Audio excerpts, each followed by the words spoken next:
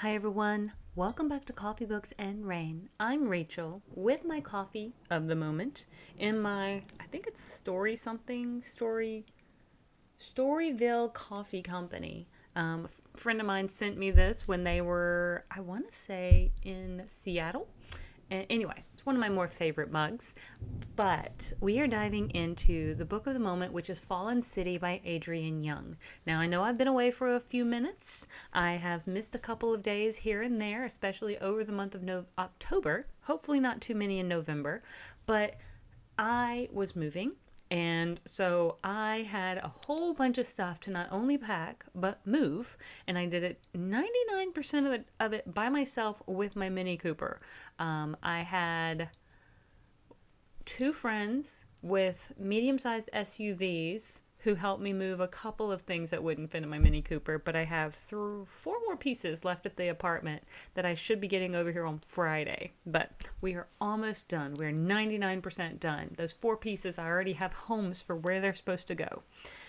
But we're talking about books. You guys don't probably care about my move and all of that stuff, and I get it. But let's talk about Fallen City by Adrienne Young, because I've read a couple of her, what I would call adult kind of mystery romanticises, and they were really good. But this doesn't fall into that category. This one falls into more of like a fantasy romantasy with a little bit of like mythology, I would guess. I mean, mythology is one of the genres that it falls in. I'm just not certain how it really fits into that category, if you know what I mean. But Adrienne Young has also written, let's just see, Spells for Forgetting, which I think I covered that one on this channel, and I don't know if I covered Fable, but I do think I read it. It was really cute. I liked it. And A Sea of Unspoken Things. Also read that one and really enjoyed that one. Those were the two. Spells for Forgetting and A Sea of Unspoken Things are probably the most recent ones that I've done. And like I said, they're kind of adult-ish mysteries with undercurrents of drama and that sort of thing. This one is really not that. This one is definitely much more along the fictional fantasy realm category. But in the great walled city of Isara, political turmoil ignites a rebellion 100 years in the making. But when a legionnaire falls in love with a magistrate's daughter, will their love threaten the fate of the city and the will of the gods? Luca Matthias has one purpose: to carry out the family name, maintaining its presence in the forum once his powerful and cruel uncle dies. But his noviceship with the city's philosopher places him in the middle of a catastrophe that will alter the destiny of his people. Maris Cassera was raised amidst the strategic maneuverings of the cathedral's inner workings. Man, those words are a bit of a mouthful. And she knows what her future holds: a lifetime of service to a corrupt city. But her years of serving as a novice to the last priestess who possessed the stolen magic of the old war has made her envision a different kind of future for the city. When she meets Luca, a fated chain of events is set into motion that will divinely entangle their lives. As secrets come to light and throw the city into chaos, Luca and Maris hatch a plot to create a calculated alliance that could tip the scales of power. But when an execution forces Luca to become the symbol of rebellion, he and Maris are thrown onto opposite sides of a holy war. As their fates diverge, they learn they are at the center of the story the gods are writing. And even if they can find their way back to each other, there may be nothing left. It was a little girthy, and I say a little girthy because, I understand there was quite a bit of world building that needed to be done, but it's about 416 pages in a hardcover. I want to say my audiobook was probably somewhere around 13 hours long. It is expected publication of November 4th, 2025, and it was pretty decent. I probably do give this right at 4 stars. I'm a little on the fence, like a 3.75, 4 stars. Some of it was just a bit predictable, and I think there comes a point when predictability in this sort of star-crossed lover situation gets a little boring. Sorry, have a little, I don't know, air stuck. But Fallen City by Adrienne Young it's good. You do really get involved in the things that are going on, but it's also a little hard to get into it. I did feel like the beginning was kind of slow and I wasn't certain what we were doing because we kept flashing back and forth in time to like present day versus the past. And so when we were falling in love with each other, when we were not. And so I think that was where an ebook probably would have made it a little bit easier rather than the audiobook of when they're doing these flash forwards and flashbacks. So just putting that out there in my personal thoughts. Now, she's a pretty cool character, but I do like Luca better. He seems like he never wanted to be like chosen to be a representative of power. But when his uncle had no heirs, he kind of adopted Luca so Luca could take his seat on the council when the uncle died. The only thing is that Luca and his uncle do not see eye to eye. And his uncle is a pretty crappy dude. As the summary said, he's fairly cruel, and he does treat Luca fairly cruelly as well. So I was not 100% certain why this uncle would think that Luca would actually be a good fit for the council other than having their family name like maintain a seat, I guess you could say, because it does seem as though it's passed through family lineage rather than people who are actually qualified for the job, which sucks, but seems to be what happens when nepotism is involved. You just kind of give it to the next heir apparent instead of someone who may potentially be a better fit.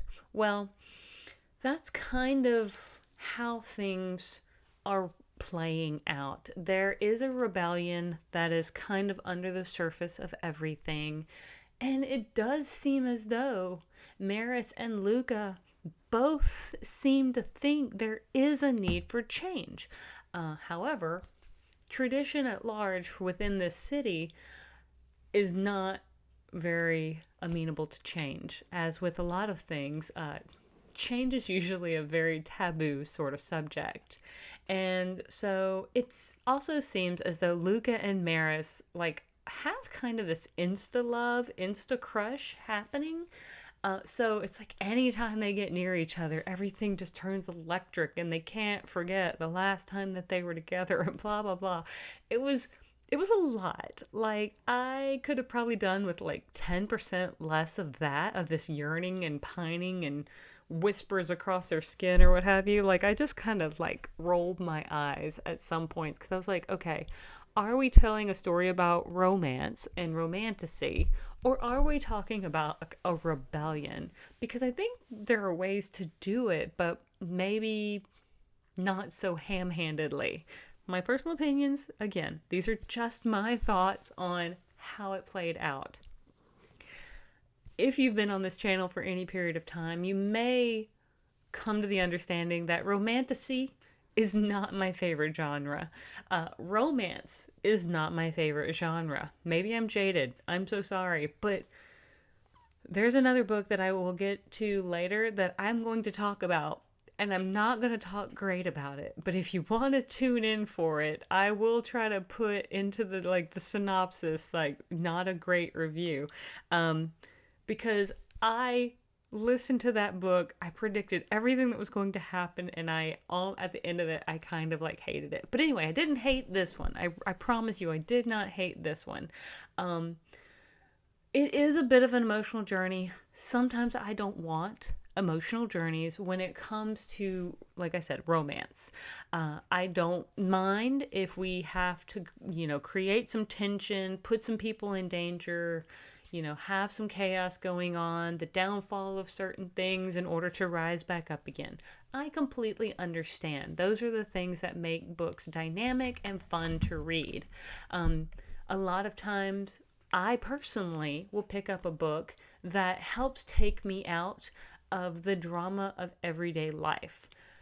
I'm not a big fan when something is hitting too close to home. And I had a conversation with a coworker earlier today about why I tend to like fantasy a little bit more than things that depict people in more, I guess, real like situations of showing like all the flaws and stuff. I kind of wish for the best and expect the worst. But anyway, that neither here nor there when it comes to this book. I did feel like the pacing picked up more towards probably the 25 or 30% mark. As I said, I felt like the beginning just it was trying to world bend. It was trying or not world bend. It was trying to world build while also kind of giving us this present day past situation where we were kind of bouncing back and forth. So that kind of, I guess, set the stage going forward. Now, there is a point where Luca is like outside the city and Maris is inside the city, and it does seem as though they're both still kind of pining for each other, and things are very tense. I will agree with this person, Nilüfer Osmekic. I do mention them, but they're someone I follow, so their reviews tend to pop towards the top. They say that it's more than a fantasy novel. It's an emotional journey about love, loss, and what it means to fight for something bigger than yourself. I think that's a little exaggerated, but it's not far off. I give it 4 stars. They give it 5. That is perfectly fine. Is it an emotional journey? Sure. Was I rolling my eyes at some points? Absolutely. That's my personal thoughts on it. The world building is a little bit slow, and I don't know how we could have done it any better, in my personal opinion, just to like make it move at a better pace for the world building. But like having that rebellion like tension under the surface, or well, actually like bubbling over. It's not even just like under the surface. It is now like part of the surface level of this book.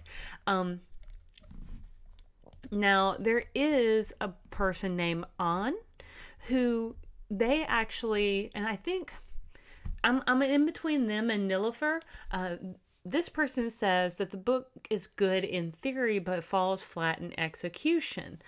I don't think it fell fully flat. I think the author was trying too hard to talk about the rebellion and talk about the romance, and neither one got the full attention it needed. So that is my personal thought on that. Is I think we could have done something else to make the political or the religious aspects of it more interesting, but those were I didn't really know what side of the fence I was really on. Like I didn't know what they were really what the fight was about, except like these council member seats, or like, honestly, that's probably my biggest thing. It's kind of hard to explain to you what part we were really rebelling against, except for that there were certain people in power because of like, it just got passed down through generations. It got passed down through bloodlines, and the rebellion seems to not like that, and they wanted to like enact change. I think that's what the premise of it is, but I could be kind of wrong. Audiobook was pretty well done. I do wonder if reading the ebook would have worked out, any better for me, if it would have gone any faster, if I wouldn't have cringed so much at some of the lovey-dovey pining and yearning for each other. I don't know, perhaps, but anyway, I think I'm going to go ahead and leave this here. I do want to make one note that this one particular person, Liana, she says that it gives notes of a Greco-Roman city, the vibes of ancient classical antiquity. So, you know what? I didn't even put that together. Like, I guess I was sitting here trying to figure out what sort of vibe we were getting. And now I see Liana has said that like this Greco-Roman city, which does make sense. Now that she says that and I read that, it helps put it into perspective a little bit better. And I also see that this person believes that, yeah, they said they were invested by about 40%, so that's about me as well. And that how Adrienne Young fused mythology and fantasy and romance into this book. And so I don't know what mythology they were really referring to, but I guess maybe. Didn't feel like mythology that I was familiar with, and I have an entire shelf over here, just directly to my right, your left probably, that is nothing but books that I have for my epic poetry PhD that I plan to start in January. But yeah, there's so much mythology over there. It's insane. And they're from all over the world. But I'm ready to get to that. I'm going to go ahead and wrap it up with this book. Overall, it's supposed to be a duology. There is supposed to be a second book, and I will probably read it just to see how things go. Um, I just, I, I'm hoping that the author finds a better balance because the romance was fine by itself. The rebellion was fine by itself, but shoving them together felt like it was shoehorned together for me. Um, Star-crossed lovers sometimes just does not work for me. You know, being on the opposite sides of warring fences or what have you. Um, it's I don't know, like, but I'm kind of like to heck it for what other people think too. Like in my personal opinion, that's just kind of what I think. But okay, I'll go ahead and sign off, you guys. Thank you so much for tuning in. If you haven't liked and subscribed already, I hope you'll consider it. And I will see you guys on the next page. Have a great one. Bye.